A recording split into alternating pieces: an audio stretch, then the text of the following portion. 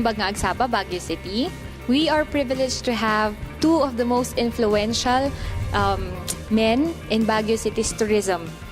Ladies and gentlemen, we have together with us is our councilor, Mr. Elmer the Twin, who is also the committee chair of special events and tourism. Sir? And of course, we have together with us is syempre hindi mawawala, Mr. Benny Alhambra, the supervising tourism officer of Baguio City. Sir, thank you very much for granting us this interview. So I would like to start the question with, what are the most recent programs that you have right now or projects for the tourism of Baguio City, especially that malapit na po ang Kapaskuhan? In the city of Baguio, when it's already the Burr months, which means it starts from September, October, November, December, the tourism office is now at the forefront of the different tourism activities, and the city of Baguio, as even in the past, is really full of activities leading all the way to our Christmas celebration. At the end of October, we have the Zombie Walk. That's the kind of parade that will be done. And then the Oktoberfest. And then come yung Oplan Kaluluwa, which is of course yung traditional October 31, November 1 activity in the city. And then the whole month of November will be devoted to culture and arts, where we will be bringing back yung old activity done traditionally by the Department of Tourism, but now with the city government of Baguio, yung Gran Canyaw Festival. And then for the whole month of December, we have our Christmas in Baguio activity. So the opening ceremony traditionally is done on December 1 at the foot of Session Road. So we hope to come up with a memorable activity for Christmas, all for the love of our city of Baguio. We are leading towards our peak season for tourism programs, the Burr months, no? Actually, that's the start of our peak months hanggang summer na ito, no? We will pick up from what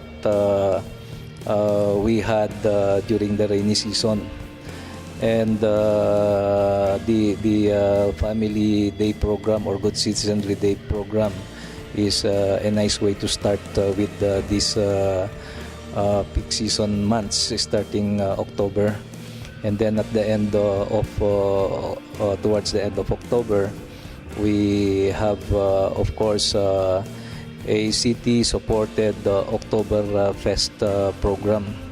It will be a concert, but with an activity that will again provide our partners in tourism industry to participate here by showing their skills in bartending, something like that, no? And of course, it will again enjoy the participation of our young who will be there enjoying music, but more on again a wholesome family standards, and we will see to it that people will be safe and secured, and they will enjoy that concert. And then there will be a twist at the end of October by having a Halloween parade, no? So again, this is a new twist of what we usually have on a trick or treat during Halloween, but there will be a sort of a parade also down Session Road, where they will be using their costumes, and probably we will encourage people along the route probably to give a treat to those who are in their costumes, no? Diba? Something like that, no? So what we are trying to do in the city government under the committee of Councilor Elmer the Twin, with the support of our leaders, our City Mayor Honorable Mauricio J. Tumogan, is again to rally our community to participate in this kind of activities, to show our oneness and support to these activities. because mainly tourism is our main industry, no? Being said that tourism is the bread and butter of Baguio City, why should people come over to Baguio? Especially that, syempre parang medyo pare-pareho na lang yung nakikita nila. So, what's new with Baguio? Why should they come? Baguio is really different from other places. Let's just start with the weather of Baguio. I think it's incomparable. There's no place in the Philippines like the weather in Baguio. We don't have competition with that. Of course, people will always come back to Baguio because Baguio is rich in history. We are rich in culture. Baguio City in the next months and years to come will be promoted as a historical city.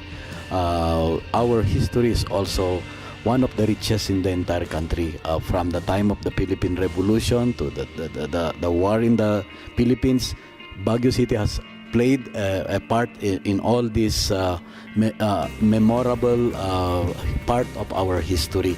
And to this date, Baguio City is still playing a very significant role as far as the history of our country is concerned. So we can stand on our own. We know that there are a lot of competition already out there. There are cities, provinces competing with our city as the most favored tourism destination. But Baguio City will always survive. We will always be there at the forefront of the tourists, and our tourism tag as the favorite tourism destination will always be with us in the years to come. Burnham Park, of course, we are starting with the beautification of it, and I think next year, with the indulgence and calling for a little sacrifice of our citizenry, we will be improving Burnham Lake. So, rehabilitate it so that it will be a venue of more events to come, no?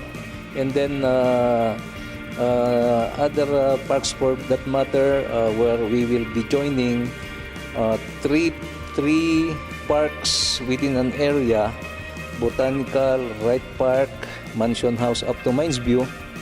A tour of these parks, walking tour, but at the same time beautifying all of these parks so that the people will get to know that the park can be on its own, but it can be also part of these three parks that we will showcase to our visitors.